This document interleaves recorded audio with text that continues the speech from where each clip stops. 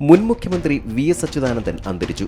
1964 CPI ദേശീയ കൗൺസിലിൽ നിന്ന് ഇറങ്ങിവന്ന CPM രൂപീകരണത്തിന് നേതൃത്വം നൽകിയ 32 പേരിൽ ജീവിച്ചിരുന്ന അവസാനത്തെയാളും ഇതോടെ വിട പറഞ്ഞു.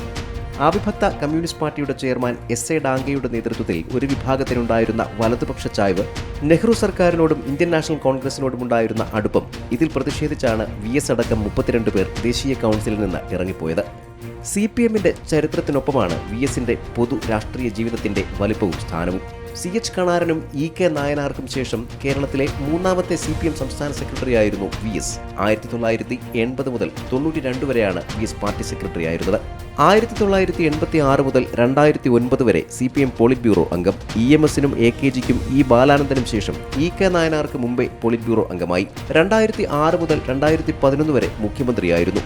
82ാമത്തെ വയസ്സിൽ ചുമതലയേറ്റ കേരളത്തിന്റെ ഏറ്റവും പ്രായം കൂടിയ മുഖ്യമന്ത്രി. അതിനുമുമ്പ് 15 വർഷം പ്രതിപക്ഷ നേതാവായിരുന്ന അദ്ദേഹം ആ ചുമതല ഏറ്റവും കൂടുതൽ കാലം വഹിച്ച നേതാവുമാണ്. പിണറായി വിജയൻ മുഖ്യമന്ത്രിയായ 2016 മുതൽ 2021 വരെ വി.എസ്. ക്യാബിനറ്റ് റാങ്കോടെ സംസ്ഥാന ഭരണപരിഷ്കാര കമ്മീഷൻ ചെയർമാനായി. അത് വി.എസിന്റെ സജീവ രാഷ്ട്രീയത്തിൽ നിന്നുള്ള വിരമിക്കൽ കാലം കൂടിയായിരുന്നു.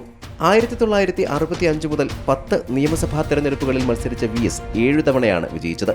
3 തവണ തോറ്റു. 1965 അമ്പലപ്പുഴ മണ്ഡലത്തിൽ മത്സരിച്ച് തോറ്റാണ് തുടക്കം.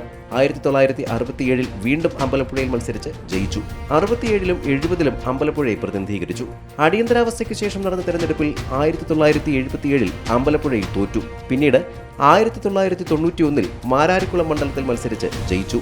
തൊട്ടടുത്ത തവണ 1996 മാരാരിക്കുളത്ത് തോറ്റു. അത് ചരിത്രപരമായ തോൽവിയായിരുന്നു. LDF വിജയിച്ചാൽ അന്ന് വി.എസ്. മുഖ്യമന്ത്രിയാകുമെന്ന് കരുതിയിരുന്നു. LDF ജയിച്ചു, വി.എസ്. തോറ്റു. അങ്ങനെ അന്ന് തെരഞ്ഞെടുപ്പിൽ മത്സരിക്കാതിരുന്ന അന്നത്തെ പാർട്ടി സെക്രട്ടറി E.K. നായനാർ മുഖ്യമന്ത്രിയായി ചുമതലയേറ്റു. പിന്നീട് നായനാർ തലശ്ശേരിയിൽ നിന്ന് മത്സരിച്ച് 20,000-ലേറെ വോട്ടിന്റെ ഭൂരിപക്ഷത്തിൽ ജയിച്ചു. തൊട്ടടുത്ത തവണ 2001 ആലപ്പുഴ ജില്ല വിട്ട് പാലക്കാട് ജില്ലയിലെ മലമ്പുഴയിൽ മത്സരിച്ച് വി.എസ്. ജയിച്ചു. അത്തവണ പക്ഷേ LDF തോറ്റു. 2006 വീണ്ടും മലമ്പുഴ മത്സരിച്ച് ജയിച്ചു. അത്തവണ LDFനും ഭൂരിപക്ഷം കിട്ടി. വി.എസ്. മുഖ്യമന്ത്രിയായി. പിന്നീട് 2011ലും 2016ലും മലമ്പുഴയിൽ നിന്ന് ജയിച്ചു. അനീതിക്കും അഴിമതിക്കുമെതിരായി എക്കാലവും പോരാടിയ സഖാവ് വി.എസ്. പാർട്ടിക്കുള്ളിലും നിരന്തര പോരാട്ടത്തിലായിരുന്നു. മുഖ്യമന്ത്രിയായിരിക്കെ മൂന്നാറിലെ കയ്യേറ്റങ്ങൾ ഇടിച്ചു നിരത്തിയ വി.എസിന്റെ കാർക്കശ്യം എവിടെയും കുറഞ്ഞില്ല. പുന്നപ്ര വയലാർ സമരത്തിന് നേതൃത്വം നൽകിയ വി.എസിന് കേരളം നൽകിയ സ്ഥാനം കണ്ണേ കരളെ വി.എസ്.എ എന്ന ഒറ്റ മുദ്രാവാക്യത്തിൽ അറിയാം. നൂറ്റാണ്ട് പിന്നിട്ട സാർത്ഥകമായ ജീവിതത്തിനു ശേഷം ജനമനസ്സുകളിലെ വിപ്ലവസൂര്യൻ മടങ്ങുകയാണ്. Zee Malayalam News, Thiruvananthapuram. ഏറ്റവും പുതിയ വാർത്തകളും വിശേഷങ്ങളും വിരൽ തുമ്പിലറിയാൻ സി മലയാളം ന്യൂസ് എല്ലാ ഡിജിറ്റൽ പ്ലാറ്റ്ഫോമുകളിലും ലഭ്യം.